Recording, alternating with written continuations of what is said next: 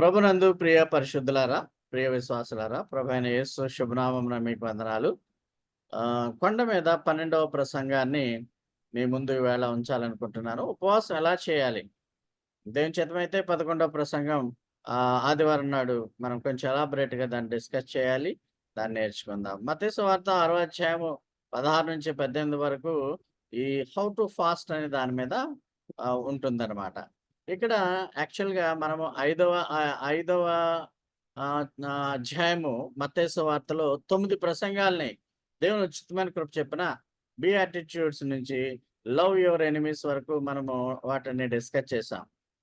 ఒక్కొక్కటి బహుశా ప్రభువు ఈ యొక్క 3 చాప్టర్స్‌లో ఉన్నటువంటి విషయాలను ఒక 10, 15 మినిట్స్‌లో వివరించాడేమో తెలీదు గానీ, తర్వాత గ్రాడ్యుయల్‌గా ప్రసంగికులు, ఎవాంజలిస్టులు, వాక్యాన్ని బోధించేవారు వీటినన్నిటిని కూడా మెసేజ్‌గా మిగతా వాక్యాలతో పాటు వీటిని ఒక గంట, అరగంట వచ్చేటట్టుగా వీటిని ఒక మంచి ప్రసంగాలుగా తయారు చేసేశారు. మత్తయి సువార్త 6వ అధ్యాయంలో ఉన్నటువంటి ప్రసంగం అంటే 10వ ప్రసంగాన్ని కూడా మీకు చెప్పేశాను. అవసరం ఉన్న వారికి ఇవ్వండి. గివ్ టు ది నీడీ దాన్నే జనరాసిటీ అంటారు. లేకుంటే దాతృత్వం అంటారు. చారిటీ అంటారు. ఎవరికైనా అవసరం ఉంటే చర్చ్ వాళ్ళకి గాని, అదే విధంగా దేవునికి 10వ వంతు భాగము ఇవ్వాలి అన్నటువంటి అంశాల గురించి మీకు వివరించాను. అయితే 6వ అధ్యాయంలో ఈ ఫస్ట్ 3 ప్రసంగాలు అంటే చారిటీ గురించి, ప్రార్థన చేయడం గురించి, ఉపవాసం చేయడం గురించి ఈ మూడిట్లో ముఖ్యంగా ప్రభు చెప్పిందేంటంటే, ఈ 3 ప్రసంగాల్లో రహస్యంగా చేయమన్నాడు. బహిరంగంగా అందరికీ తెలిసేటట్టుగా మీరు ధర్మం చేయవద్దు. అందరికీ తెలిసేటట్టుగా ప్రార్థన చేయవద్దు. ఒక హిస్టరికల్‌గా అరుపులు, పెడబొబ్బలతో చేయకూడదు.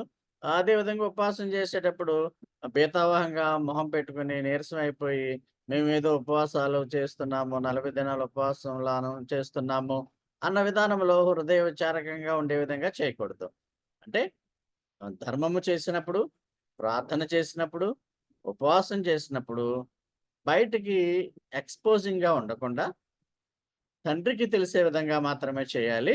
అప్పుడే మీకు తండ్రి ఫలమిస్తాడనేది ఒకే కామన్ గా ఈ 3 ప్రసంగాలలో యేసు ప్రభువు చెప్పి ఉన్నాడు. ప్రతిఫలం రావాలంటే మీకు ప్రార్థన, ధర్మము, ఉపవాసం ఈ 3 కూడా మీరు రహస్యంగా ఉండేటువంటి చూచే దేవునికి రహస్యంగానే మీరు ప్రార్థన చేయాలని చెప్పి ఉన్నాడు.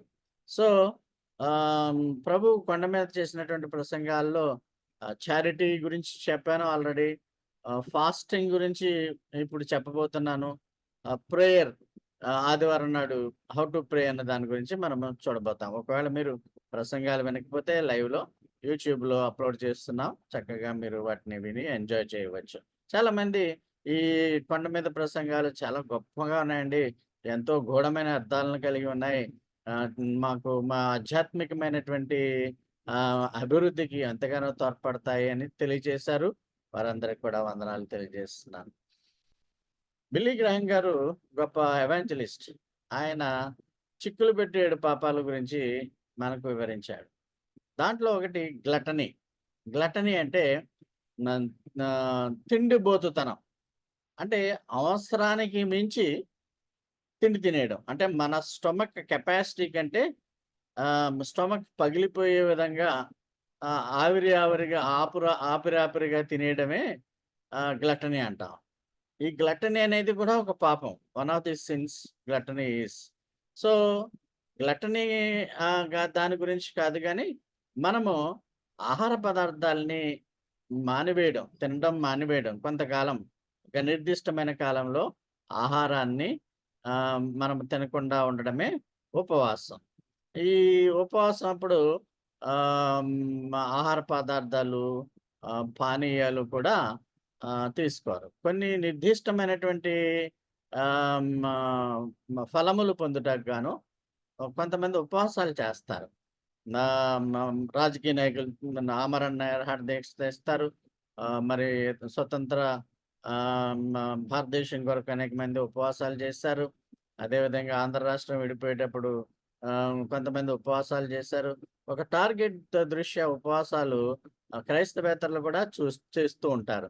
భోజనం మానేస్తారు, నీళ్లు మానేస్తారు. మరణానికి దగ్గరగా కూడా మనం ప్రదేశ్ మద్రాస్ నుంచి విడిపోయేటప్పుడు ఆహ్, ఆహ్, శ్రీ శ్రీ పొట్టి శ్రీరాములు గారు ఉపవాసం చేసి పాపం అమరణ దినోత్సవంలోనే ఆయన చనిపోవడం జరిగింది. అలాగే ఉపవాసాలు రకరకాలుగా చేస్తారు. క్రైస్తవులకి కొన్ని రూల్స్ అన్నీ ఇచ్చాడు ప్రభువు. ఆ రూల్స్ ఏంటో చూద్దాం. మత్తయి సువార్త 6 అధ్యాయం 16, 18లో చూస్తే ఈ 3 వచనాల్లో మనము మొత్తం ప్రభు యొక్క ఏమనుకుంటున్నాడు దేవుని ఉద్దేశాలకి తెలిసిపోతున్నాయి. వేషధారుల వలె ఉండకండి, దుఃఖముఖులై ఉండకండండి. మీరు ఉపవాసం చేస్తున్నట్లు మనుషులకి కనబడాలని ప్రయత్నం చేయకండి. ఒకవేళ అలా చేస్తే మిమ్మల్ని వాళ్ళు అప్రిషియేట్ చేస్తారు. 40 దినాలు మీరు ఉపవాసాలు చేస్తున్నారు కదని, మీరు ఎంతో చిక్కిపోయారు, నీరసం అయిపోయారని మిమ్మల్ని అప్రిషియేట్ చేస్తారు. ఆ అప్రిసియేషన్ మీరు ఫలంగా పొందుంటారు కాబట్టి, అదే ఫలము. కాబట్టి మీరు ఇంక దేవుని దగ్గర నుంచి ఫలం పొందరు. వారు తమ ఫలము పొంది ఉన్నారని నిశ్చయంగా మీతో చెప్పుచున్నానంటే అర్థము అదనమాట. 17వ వచనంలో మనుషులకు కనబడాలని కాకుండా, రహస్యమందున్న నీ తండ్రికే కనబడాలని నీవు ఉపవాసం చేసుకోవాలి. ఉపవాసం చేసేటప్పుడు తలంటుకో, ముఖం కడుక్కో అంటాడు. ఏదేమైనప్పటికీ నువ్వు ఉపవాసం చేసేటప్పుడు రహస్యంగా చూచున్న నీ తండ్రికే తెలియాలి. కనుక అప్పుడే నీ తండ్రి దానికి నీకు ప్రతిఫలం ఇస్తాడు అని చెప్తున్నాడు. ఇది ఉపవాసములకి యేసుప్రభు ఇచ్చినటువంటి గైడ్‌లైన్స్. ఉపవాసం అనేది ఏంటంటే అసలు డెఫినిషన్ ఆఫ్ ద ఫాస్టింగ్ ఏంటంటే వాలంటరీగా మనము స్వచ్ఛందంగా కొంతకాలం 24 గంటలో లేకుంటే నిరాహార దీక్ష నీకు ప్రతిఫలం వచ్చే వరకు ఆహారం తీసుకోకుండా ఉండడము. ఒక నిర్దిష్ట కాలానికి స్వచ్ఛందంగా ఆహార పానీయాలు తీసుకోకుండా ఉండడమే ఉపవాసం. అయితే మనం గమనించవలసిన విషయం ఏంటంటే యేసుప్రభు వారు అది కంపల్సరీగా మీరు అది దైవ కార్యక్రమానికి ఒక సాధనము అనే విధముగా ఆయన ఎస్టాబ్లిష్ చేయలేదు. Jesus did not establish fasting as planned or a regular act of devotion. ఖచ్చితంగా బైబిల్‌లో మీరు ఉపవాసం చేయండి అని క్రైస్తవులకు ఆమె నిర్దేశించలేదు. అదీ కాకుండా యూదులు వచ్చి నీ నీ యొక్క శిష్యులు అసలు ఉపవాసాలు ఎందుకు ఉండట్లేదు? పాత నిబంధన కాలంలో ఉపవాసాలు ఉంటున్నారు కదా! మరి మీ శిష్యులు ఎప్పుడు కూడా మరి యోదయ ఆచారాల ప్రకారం వాళ్ళు యూదులే కదా! ఎందుకు ఉపవాసం ఉండరు అన్నప్పుడు మత్తయి సువార్త 9 అధ్యాయము 14, 15లో అంటాడు. పెండ్లి కుమారుడు తమతో ఉండ కాలమున పెండ్లింటి వారు దుఃఖపడగలరా? అంటే ఉపవాసం పెండ్లి కుమారుడు వారి యొద్ద కొనిపోబడి దినములు వచ్చును. అప్పుడు వారు ఉపవాసం చేదురు. అంటే యేసు ప్రభువు శిష్యులతో పాటు ఉండి ఉండగా సంతోషంగా పెండ్లి కుమారుడు వారి దగ్గర ఉంటున్నాడు కనుక వారు ఉపవాసం ఉండక్కర్లేదు. ఒకవేళ పెండ్లి కుమారుడు ఈ లోకాన్ని నుంచి కొనుపోబడితే దుఃఖ దినాలు వస్తాయి కాబట్టి అప్పుడు ఉపవాసం చేస్తారని చెప్తాడు. అంటే యూదులు క్వెషన్ చేస్తారు. ఎందుకు మీరు ఉపవాసం చేయట్లేదు మీ శిష్యులని అడిగినప్పుడు వారు ఆ సమాధానం చెప్తారు. అంటే fasting is inappropriate during a time of peace and joy. సంతోషంగా, ఆనందంగా ఉన్నప్పుడు ఫాస్టింగ్ చేయవలసినటువంటి అవసరం లేదు. ఫాస్టింగ్ అంటే ఒక ఒక విచారమైనటువంటి సంఘటనగా, ఒక దుఃఖకరమైనటువంటి సంఘటనగా, మరి బాధలు పడుతున్నటువంటి సందర్భంగా బాధలు తొలగిపోవడానికి చాలామంది ఉపవాసాలు చేస్తా ఉంటారు. క్రైస్తవులే కాదు, క్రైస్తవేతరులు కూడా చేస్తారు. యూదులు కూడా చేస్తాడు. అయితే మత్తయి సువార్త 6:1లో ఏమంటాడంటే, మీరు మనుషులకు మాత్రం కనిపించేటట్టు చేయకండి ఏదిని. మనుషులకు కనబడవలెనని మీ నీతి కార్యాలు చేయకుండా జాగ్రత్త పడండి. లేని యెడల పరలోకమందున్న మీ తండ్రి నుంచి ఫలం రాదు. ఫలం రావాలంటే సీక్రెట్‌గా, రహస్యంగా చేయాలి. మన బలహీనతలన్నీ కూడా యేసుప్రభువుకి తెలుసు. మనము ఏ పని చేసినా అది ఇతరుల ప్రశంస కొరకే చేస్తాము. దేవుని ప్రశంస కొరకు మనం చెయ్యం కనుక ఆయనకి ఎరుగును కనుక ఆయనెప్పుడు కూడా మరి దేవుని కొరకే మీరు జీవించాలి. దేవుని చేతే మీరు మెప్పు పొందాలనే విధానంలో యేసు ప్రభువు చెప్పి ఉన్నాడు. జనరాసిటీ, చారిటీ, ఫాస్టింగ్ ప్రేయింగ్ ఇయన్నీ గూడా ఆహ్, దేవుని ప్రజలు దేవునితోనే చెప్పుకోవాలి. దేవునికే తెలిసేటట్టుగా చేయాలి. స్వార్థ ప్రయోజనాల కొరకు చెయ్యకూడదు అని ప్రభువు కొండ మీద ప్రసంగంలో మత్తయి సువార్త 6 అధ్యాయంలో చెప్పాడు. ఈ 3 భక్తి క్రియలు దేవునికిని, మీకును మాత్రమే సంబంధం. ఇతరులతో సంబంధము ఏమీ లేదు. ఉపవాసము చేయడము అనే దానిలో మనము ఇంకా కొంచెం తెలుసుకున్నట్లయితే, తప్పుడు కారణాల గురించి, తప్పుడు విషయాల గురించి, స్వార్థ ప్రయోజనాల గురించి ఉపవాసము చేయకూడదు. బైబిల్‌లో పాత నిబంధన కాలంలో ఉపవాసాల గురించి మనం చూసినప్పుడు ఆహ్, మ మోషే 40 దినాలు ఉపవాసం చేసినట్లుగా నిర్గమకాండము 34 అధ్యాయం 27, 28 వచనాల్లో 40 అనేటువంటి సంఖ్య ఎందుకు లెంట్‌లో వచ్చిందో చెప్తున్నాను. ఈ మోషే 40 దినాలు నీళ్లు కూడా తాగలేదట. నీళ్లు కూడా తాగలేదట. భోజనం చేయలేదట.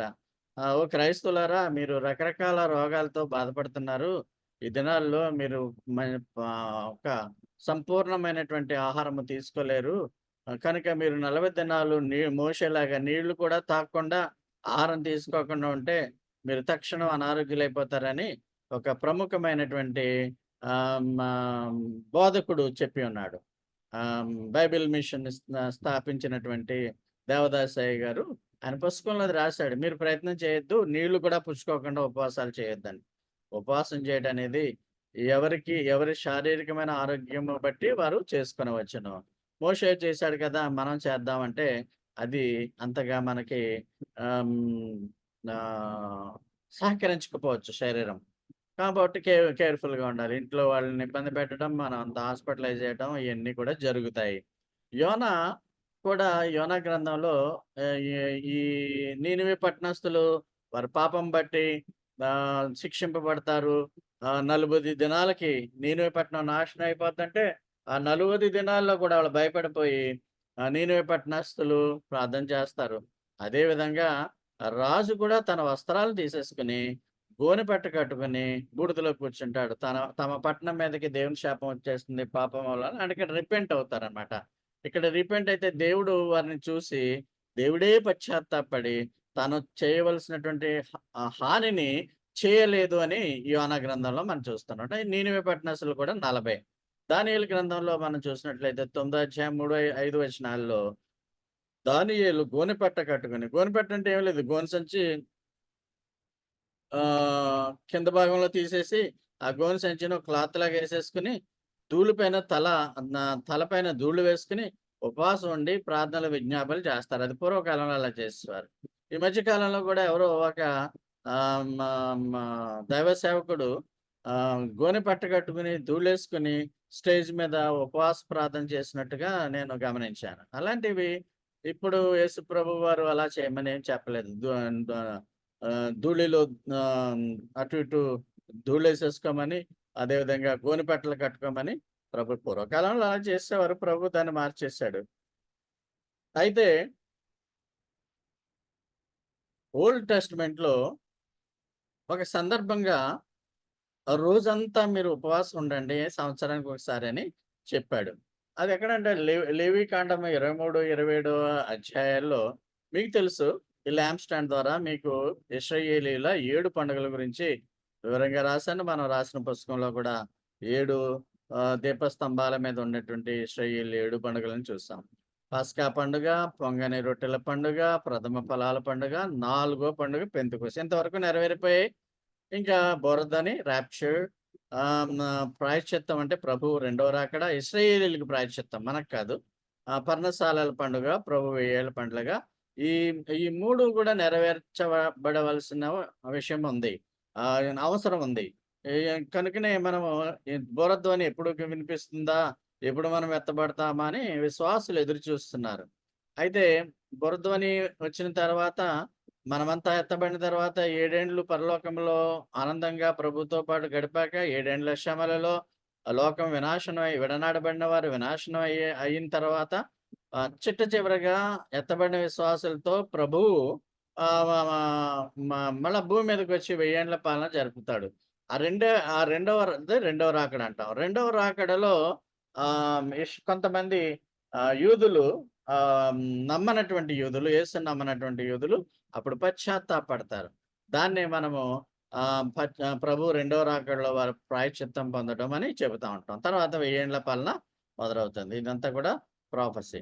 అయితే ప్రభు ఏం చెప్పాడంటే, సంవత్సరానికి ఒకసారి మీరు మీరు ఏమి తినకుండా ఆహ్, అటాన్మెంట్ డే నాడు మీరు అందరూ కూడా మీ ఆత్మలను శుద్ధి చేసుకోవడానికి ఒక పవిత్ర దినముగా 24 గంటలు కూడా రోజంతా కూడా ఆహార పానీయాలు లేకుండా మీరు గడపాలని 23, 27లో లెవిటికస్‌లో ఆయన చెప్పి ఉన్నాడు. అంటే ఏడాదికి ఓసారి మాత్రం మీరు ఉపవాసం ఉండాలని పాత నిబంధన గ్రంథంలో రాయబడి ఉంది.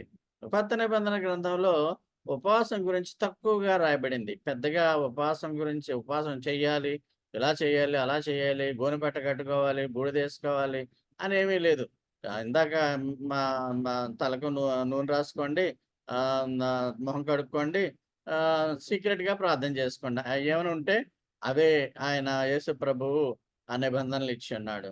యేసు ప్రభు వారు తన మినిస్ట్రీ మొదలుపెట్టే ముందుగా 40 రాత్రులు, 40 పగళ్ళు ఉపవాసం ఉన్నాడు. 40 ఇక్కడ కూడా 40 అనేటువంటి సంఖ్య చూస్తున్నాం. ఈ 40 రోజుల్లో ఆయన ఉపవాసం ఉన్న తర్వాత,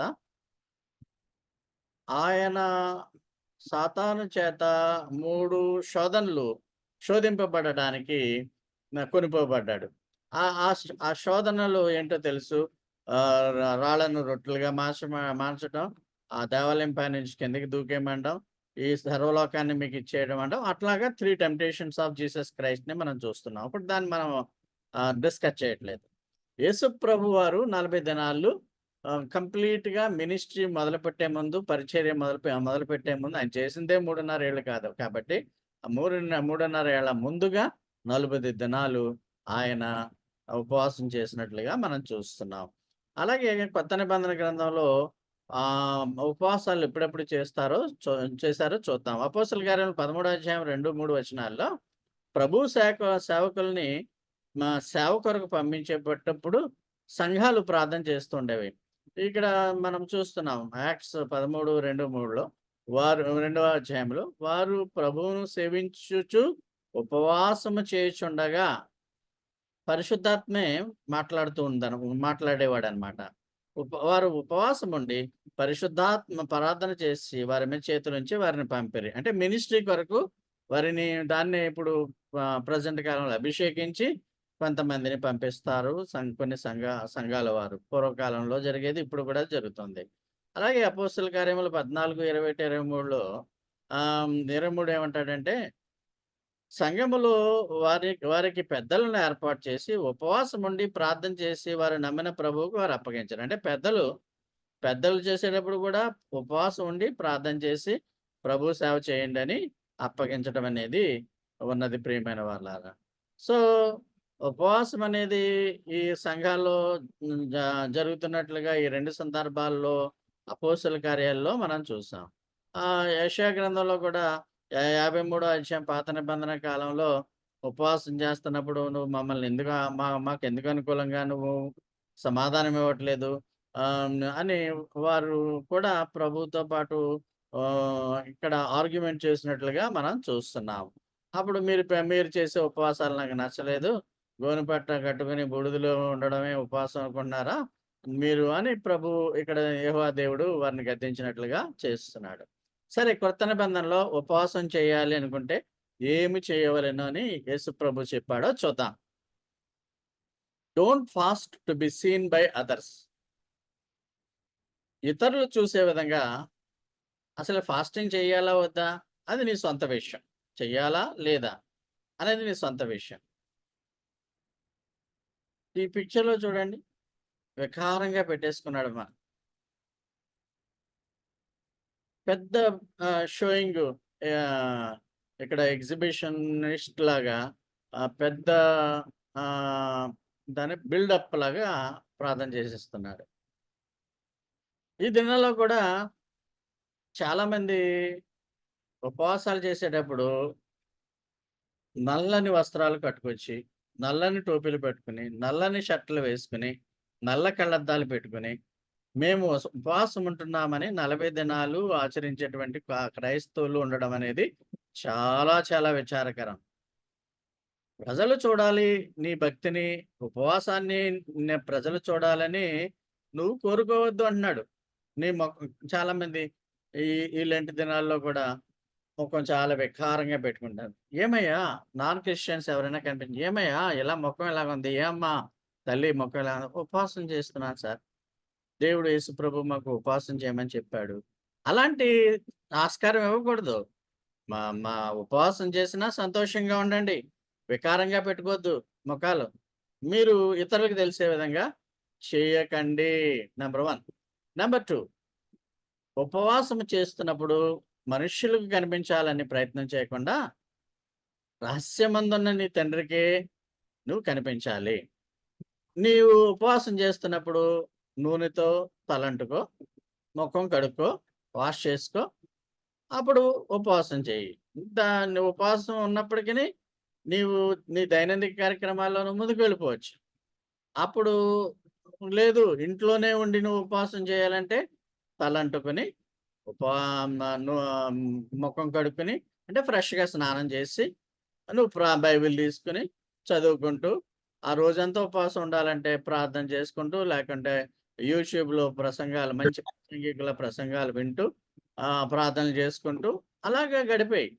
అంతేగాని నీ గదిలోకి వెళ్లి గడుపు. అంతేగాని బహిరంగంగా వీధుల్లోకొచ్చి ఉపవాస ప్రార్థనలో ఆహ్, నా నా ఈరోజు ఈ దినాల్లో మీరు ఈ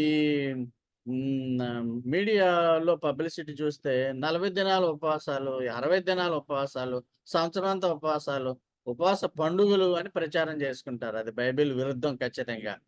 కొంతమంది ఈ లెంట్ దినాల్లో ఏం చేస్తారంటే, before I start my 40 days fasting, let me make an announcement on Facebook, IG, Instagram and Twitter that I will be away from for a while because I am fasting. అలాగా నేను ఆహ్, fasting ఉంటున్నాను కనుక నేను ఆహ్, ఆహ్, ప్రచారం చేసుకుంటానంటే కుదరదు బైబిల్ ప్రకారం. నేను ఫేస్‌బుక్‌లోనో, ఇన్‌స్టాగ్రామ్‌లోనో, ట్విట్టర్‌లోనో మరి నేను కనిపించను ఈ 40 రోజులు. ఎందుకంటే నేను ఉపవాసం ఉంటున్నాను. యేసు ప్రభు జీసస్ నెవర్ సెడ్ థట్.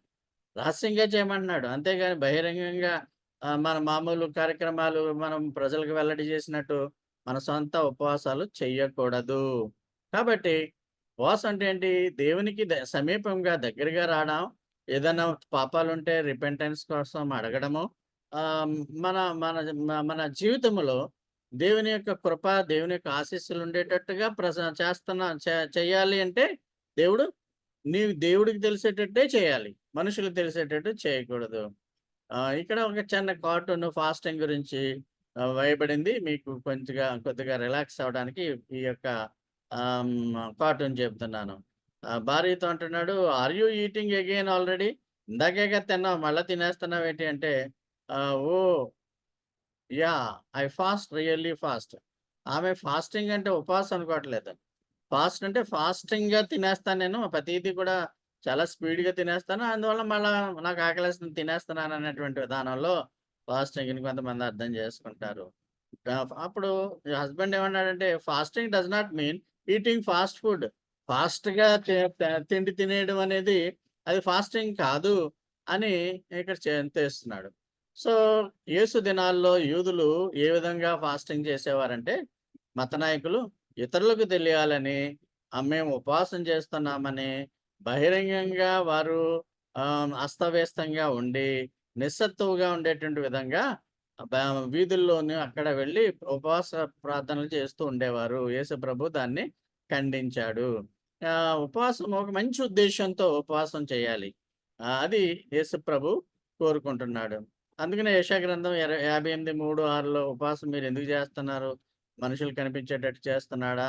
అనండి. ఒకవేళ మనుషులు కనిపెట్టేట్టు చేస్తే మనుషులు all people will appreciate you. అంతేగాని దేవుడు నిన్ను అప్రిషియేట్ చేయడు.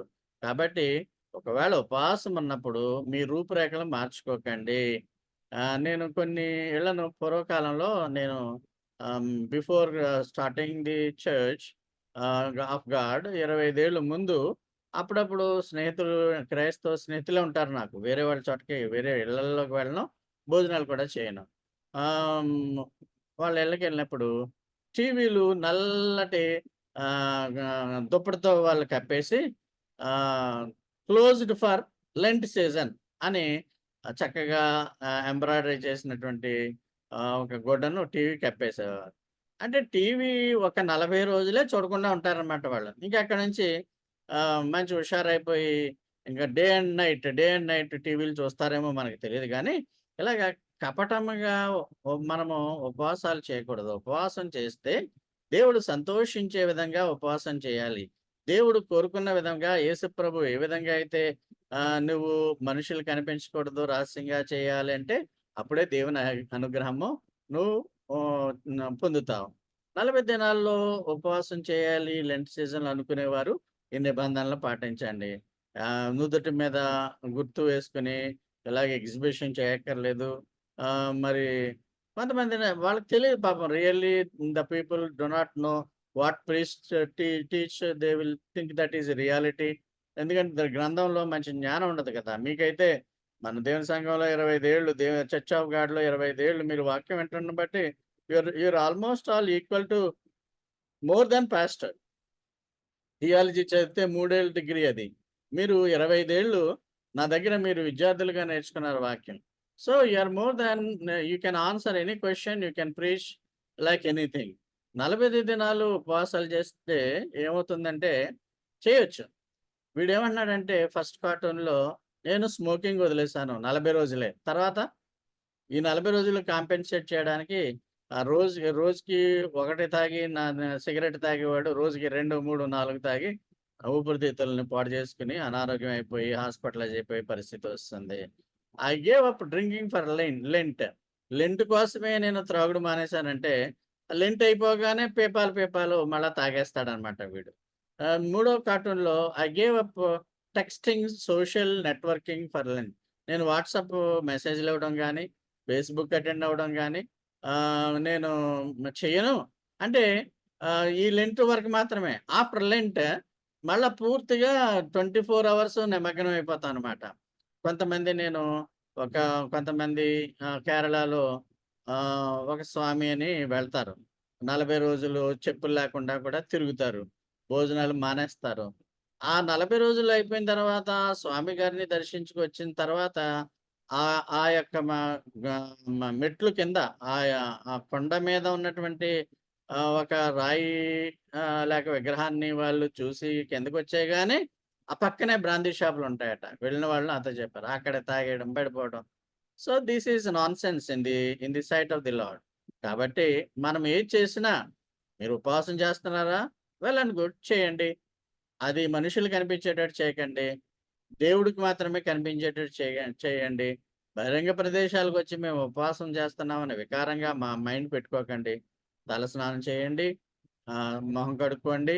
ఫ్రెష్‌గా ఇంట్లో కూర్చొని ప్రార్థన చేసుకోండి. మీకు ఖాళీ సమయం ఉంటే. ఏ ఆదివారమో లేతే రోజు ఫాస్టింగ్ ఉండడం అనేది కూడా చాలా కష్టం. నేను కూడా సత్యాలు తెలియని రోజుల్లో ఫాస్టింగ్ ఉండేవాడిని. చాలా భయంకరమైనటువంటి యాతన. నీళ్లు కూడా తాగకుండా, వాటర్ కూడా మనం ఫుడ్ కూడా శరీరానికి ఇవ్వకపోతే అది చిక్కి శల్యమైపోతుంది. కాబట్టి మనము should not trouble the body. We should not make body to weak. అందువలన దాన్ని కూడా పోషించుకోవాలి కదా! అందువల్ల ఉపవాసాలు చేసేవారు చేయవచ్చును. నియమ నిబంధనలేంటంటే, ఈ మొహం కడుక్కోవాలి, తలంటు పోసుకోవాలి, సీక్రెట్‌గా ప్రార్థన చేయాలి. రియల్లీ? Well okay. నువ్వు 40 రోజులు గూడా ఉపవాసం చేసావు కదా! I would like a cheese burger and French fries. Would you like to take? నీకేం కావాలి? చీజ్ బర్గర్స్ కావాలా? ఫ్రైస్ కావాలని ఒకడిని అడుగుతున్నాడు ఇంకొకడెవడో. అదే విధంగా కొంచెంగా మందు కూడా కావాలా నీకు? అని అడుగుతున్నాడు. అంటే కొంతమంది క్రైస్తవులు ఇలాగే ఉన్నారు. లెంట్‌లో బాగా 40 రోజులు బావుంటారు. ఆఫ్టర్ థట్ కొంతమంది మాత్రమే. అందరూ కాదు. కొంతమంది నామకార్థపు క్రైస్తవులు ఆ విధంగా చేస్తా ఉంటారు. కాబట్టి మనం ఏది చేసినను దేవుడు మనల్ని చూసే విధంగా మనం చేయాలి గానీ, బహిరంగంగా చేయకూడదు. మా స్వలాభాపేక్షతో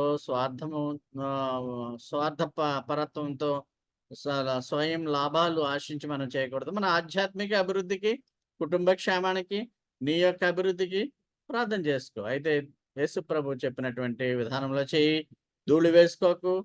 అంగీలుగా నా ఈ యొక్క అంగీలు వేసుకోక ఉండకుండా జనపనారతో చేసినటువంటి గుడ్డల్లాంటివి కప్పుకోకుండా ఉపవాసాలు మనం అది చేయవలసిన అవసరం లేదు.